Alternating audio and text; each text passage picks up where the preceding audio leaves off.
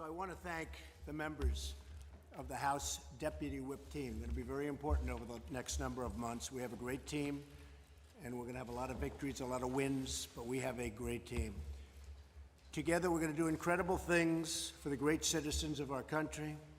As I said during my joint address to Congress, and I think you mostly like that, right? We love that. I liked it a lot. We're witnessing a renewal of the American spirit, a surge of optimism, and a new national pride which is sweeping across the land. I see it. There's such spirit, whether it's for the business things we're doing or whatever. It's such spirit that we haven't seen in the country in a long time. Jobs are pouring back. You saw what happened with Exxon, where they just announced a massive jobs program. So we're gonna have some fun. Now we have to remember Obamacare is collapsing, and it's in bad shape. And we're going to take action. There's going to be no slowing down. There's going to be no waiting and no more excuses by anybody. We're all now, I can proudly say I'm a politician, okay? I'm a politician, but we're going to get it done. And you're the leaders that really will get it done for all of us and for the American people. Obamacare is in very bad shape. I believe that if we wait 2 years, it will totally implode. It's really pretty much imploding now, Steve, when you think. But it'll implode, and people will be like, please help us, and that'll be the Democrats asking for help. They already are asking for help in the true sense of the word, because it's a disaster. The insurance companies are fleeing. Some states are up over 100% in costs. The deductibles are through the roof. You don't even get to use it. So we're going to do something that's great, and I'm proud to support the replacement plan released by the House of Representatives and encouraged by members of both parties. I think really that we're going to have something that's going to be much more understood and much more popular than people can even imagine. It follows the guidelines I laid out in my congressional address, a plan that will lower costs, expand choices, increase competition, and ensure health care access for all Americans. This will be a plan where you can choose your doctor. This will be a plan where you can choose your plan. And you know what the plan is? This is the plan. And we're going to have I think we're going to have a tremendous success.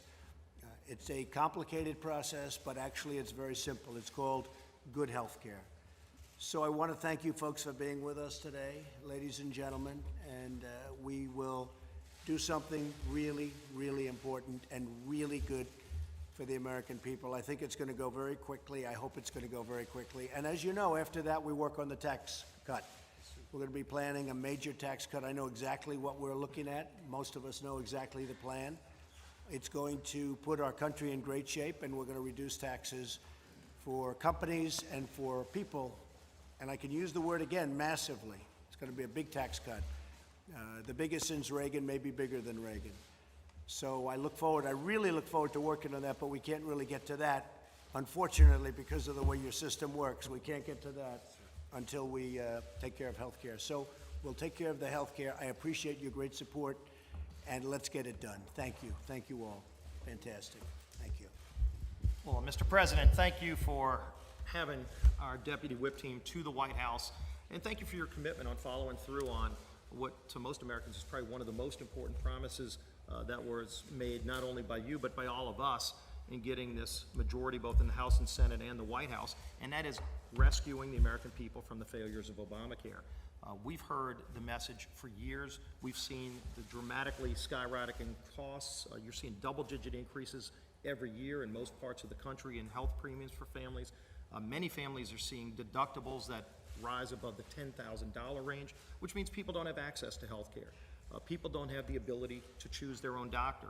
You talked about this the other night, and just one of the best speeches I've heard from a president standing at that well in the House chamber when you addressed the joint session, and gave an inspirational speech to the country, laying out the things that need to happen and that you're going to do to get this country back on track and to create jobs and to secure America.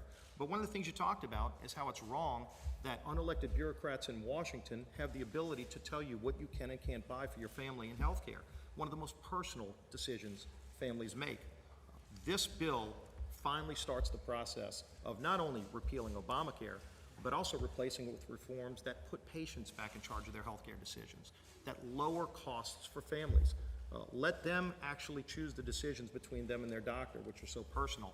And so as we start this process, the people in this room, the chief deputy whips, are the ones that are going to be working directly with members to ultimately pass this bill to your desk so that we can quickly provide that relief from Obamacare to the people of the United States. And I know we are honored to have our former House colleague and now our Vice President of the United States, who's been involved in this fight from the beginning as well, Vice President Mike Pence, joining us too.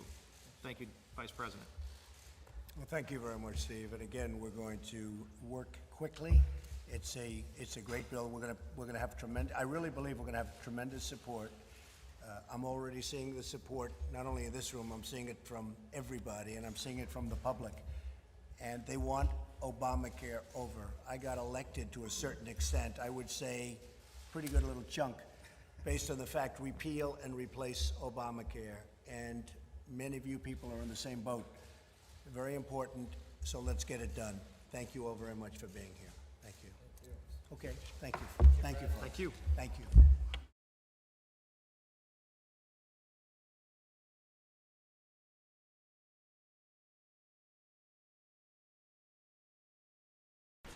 So this is historically black colleges and universities executive order, very important to all of us.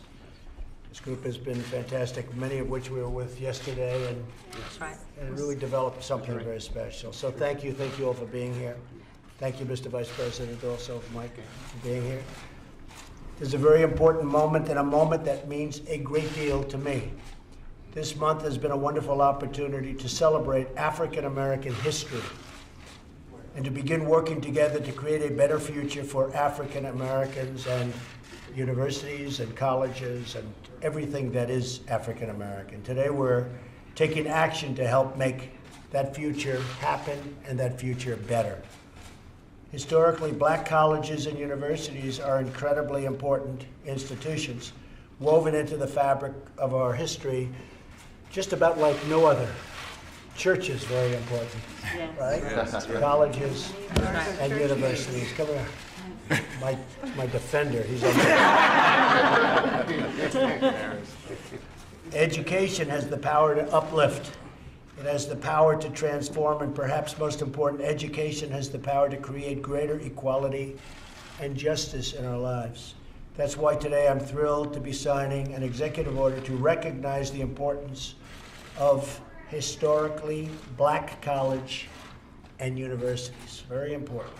They have played such an important role in achieving progress for African Americans and in our nation's march for justice. HBCUs have been really pillars of the African American community for more than 150 years. Amazing job. And a grand and enduring symbol of America at its absolute best, and I congratulate you all to say that. Thank you. With this executive order, we will make HBCUs a priority in the White House, an absolute priority. All right. A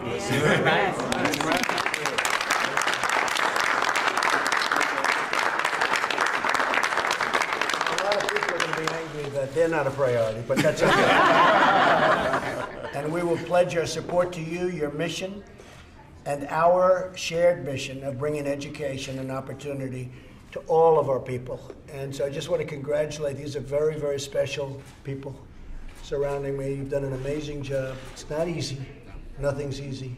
But you've done an amazing job, and I just want to congratulate you all, and I want to thank you on behalf of our country. And I'm going to sign this. Thank you. Thank you. And this is really fantastic.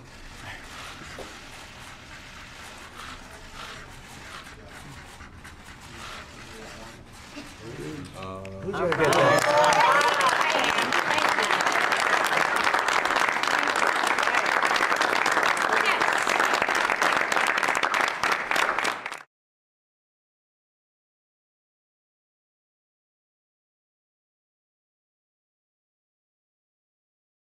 From the White House. Kellyanne, good morning to you. Good morning. So what is the latest on this thing? Because everybody's going, he can't say that. Well, he says it because he thinks that there was this FISA warrant out there. What's the bottom of it? Well, let's get to the bottom of it. That is the president's entire point. You have various incredible news sources showing that there was politically motivated activity all during the campaign and suggesting that there may be more there. I mean, I saw the different interviews over the weekend, and as some people left open the possibility that maybe there were departments or agencies or individuals not under their direct purview where this could have taken place. But the president's entire point is that the people deserve to know. So why not include in the existing investigations into Russia this aspect, that whether or not this actually happened? The other thing that's going on here is we have this double standard for anonymous sources. The media love to use anonymous sources for anything and everything that could possibly be derogatory, negative for this president and his administration, and yet they refuse to give any credibility to such sources when it may be something positive or exculpatory. The other double standard is investigations. You have Democrats every single day saying, investigate, investigate, special prosecutors investigate. Well, then what are they afraid of here? Let's investigate this and see where it leads. So let's have the House and Senate Intelligence Committees do their work and think about whether to include this. But the president has made clear that he would like there to be an investigation of any possible abuses, and that hopefully that oversight activity will clarify for everyone. When is the first time that you guys within the Trump camp, when you were the incoming administration, or when you were trying to become the next president, when he was trying to become the next president, when's the first time you heard about possible wiretaps in Trump Tower? Well, I won't reveal that. I will just tell you that it's a big place, and I saw what former Attorney General Mukasey said yesterday on a different network, that he thinks it's probably right or correct that this would have happened. But again, if we don't know, then let's find out together. And then let's also start focusing on the many things that are going to happen this week. I know people, particularly on other networks, want to talk about this one thing. They don't want to talk about the amazing joint session speech where the president laid out his vision and was very specific in doing so. And then all the activity that's happening this week, a new executive order on travel today, certainly repealing and replacing Obamacare, infrastructure, tax reform is coming. There are many things that the American people are focused on that are very prominent in the Fox News polling and elsewhere that aren't being discussed because of this, frankly. Now, Kellyanne, you said if we don't know at this point, so that's why you're calling for the investigation. But it sounds like, based on the tweets over the weekend, that the president does know that this happened to him. At least that's what he's claiming. How does he know that his phone was actually tapped? Let me answer that globally. He's the president of the United States. He has information and intelligence that the rest of us do not.